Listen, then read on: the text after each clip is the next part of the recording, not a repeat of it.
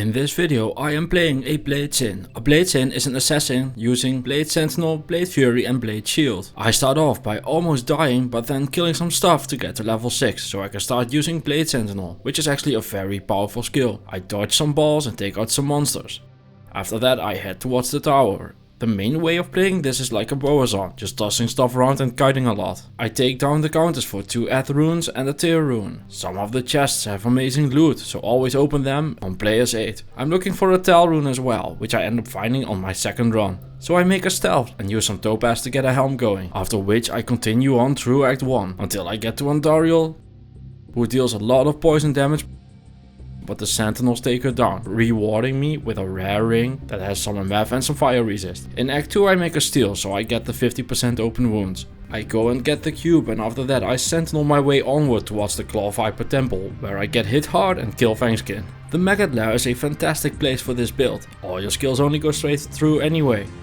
After killing Coldworm, we head towards the Arcane Sanctuary, where apparently physics don't count and my sentinels make a nice hook that I can't throw in real life. We kill the summoner and head towards the tomb, where we make our way through apparitions, which gets us to a maxed out Blade Sentinel. With maxed Blade Sentinel we get to Duriel, who rushes at us, but the sentinels don't give a shit and just swirl straight through him. After killing him we kill Zerg for the Jade figurine.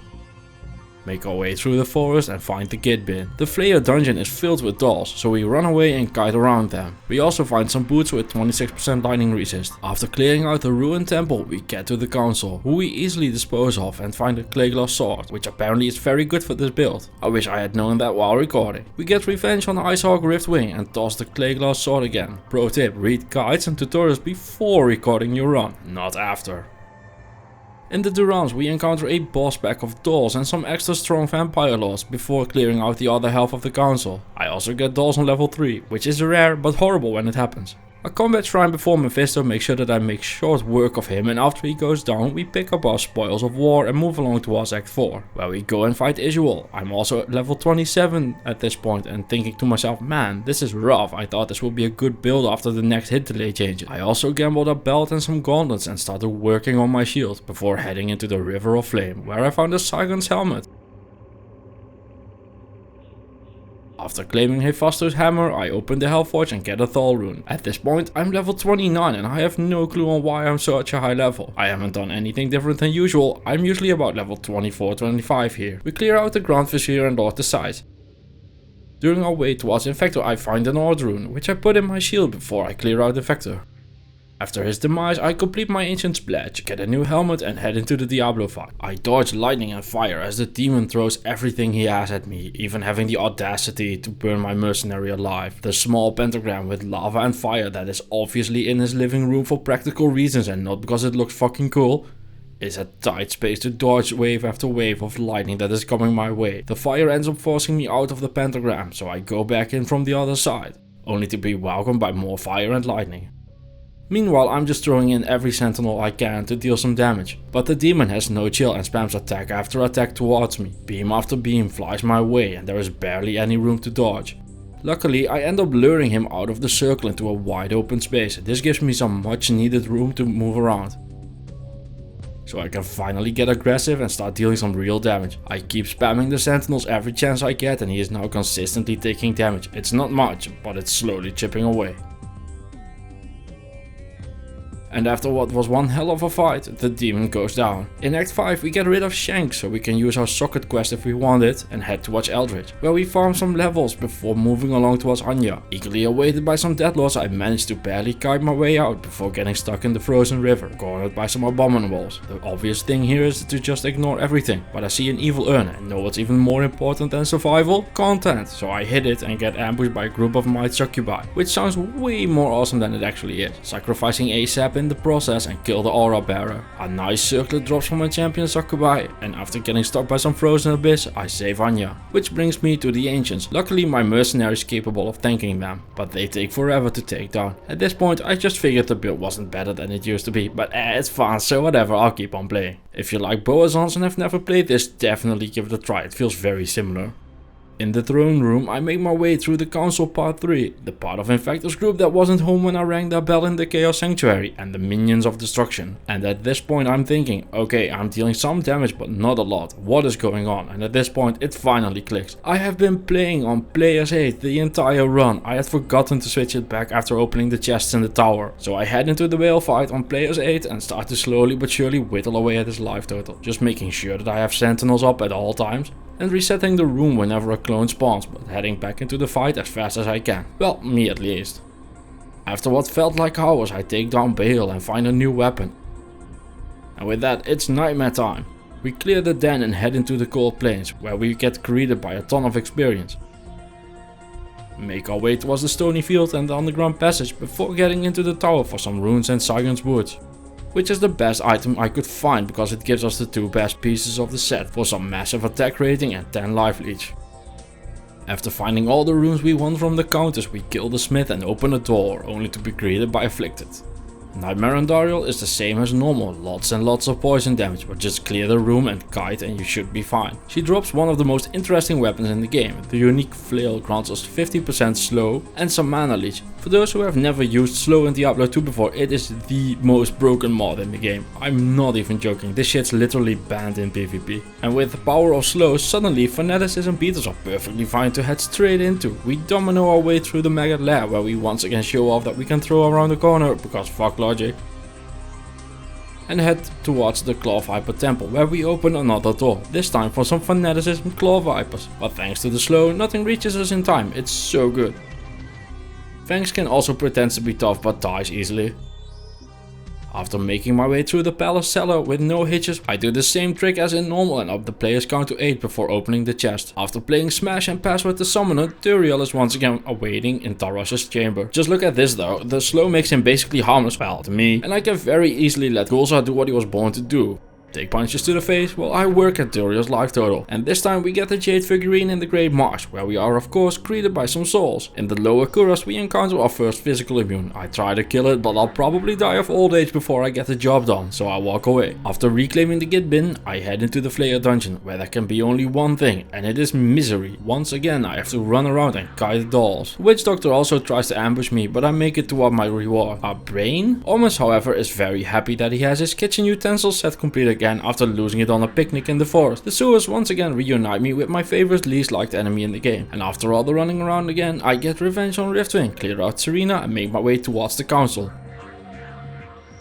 Who, because of the slow on my weapon, are a complete joke. Seriously, slow is insane. If you can get it, use it.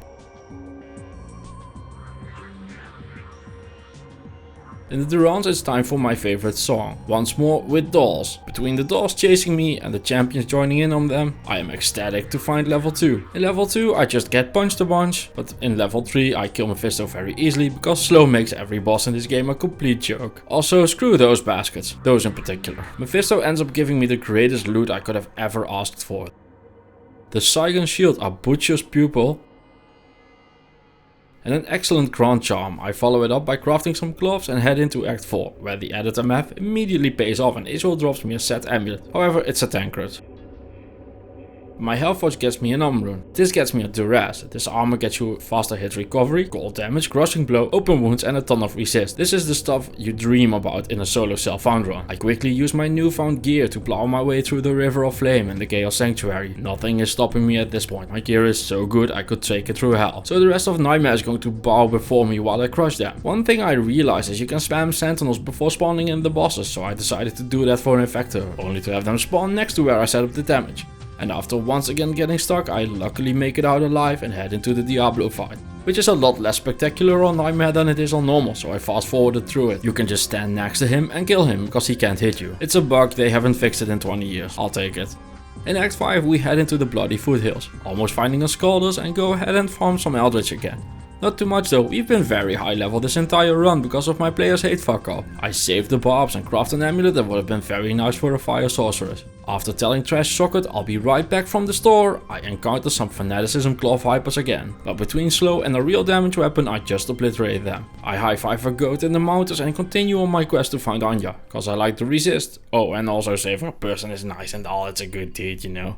And even more important than all of that, on the way there I find a Ko rune. I would usually make a hustle with it, but I already have an excellent weapon and armor, so for now it's just going in my stash. Things in the frozen river aren't very nice, so I end up retreating a bit and having to take my time, which doesn't look very cool, but look at how clean I deal with Frozenstein. And after being sad for not finding Barteks for the first time in my life ever, I head into the Ancients fight, where I figured my mercenary would be able to tank them, but I was wrong. So I end up kiting a bunch and slowly but surely killing them. They almost got me a few times as well, but I'm alive and they aren't, so it was a free fight and they can't say anything about it. At this point I'm level 59, so all I'm looking to do is head into hell as fast as possible. I quickly rush through the Worldstone Keep, nothing here is dangerous after all. Especially that boss pack of souls that I totally saw coming on level 2. After being electrocuted by 10 beams at the same time. Thank fuck I had my resist in order. I kill the Mr. Bossman of their group and mosey along. On level 3 I find a 4-socket partisan. This will make a great inside base if I need it. Next up, the throne. Can you guess what's in here? Because I sure knew, even before I entered, what was going to happen. I knew that there would be dolls in here, even before I left the bed this morning. So after wiping a bunch of them so close to me it could have ended very poorly, I decide to let my mercenary do the real work here, as I decide to cheer him on from afar. With the real fight being done, I clear out Baal's 5 loading screens and head towards the big guy himself. And guess what? Baal literally doesn't function when you slow him. He becomes so slow he can't attack. He flops around a bit, but as long as you aren't completely daft, there's nothing to be worried about. He ends up bringing a clone in, but that just means both of them are just standing there being sad.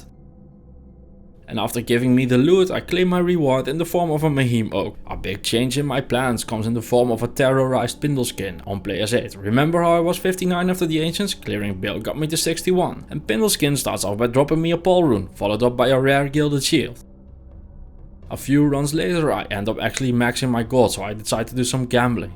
I end up getting a ring, an amulet and a belt. After the Pindle skin happy hour ends, I find myself at level 74, so that is 13 levels in an hour. We start off hell by almost dropping an Antariel's visage in the Den of Evil. I use the skill point to pump more into my dead sentry for some fire damage and some crowd control.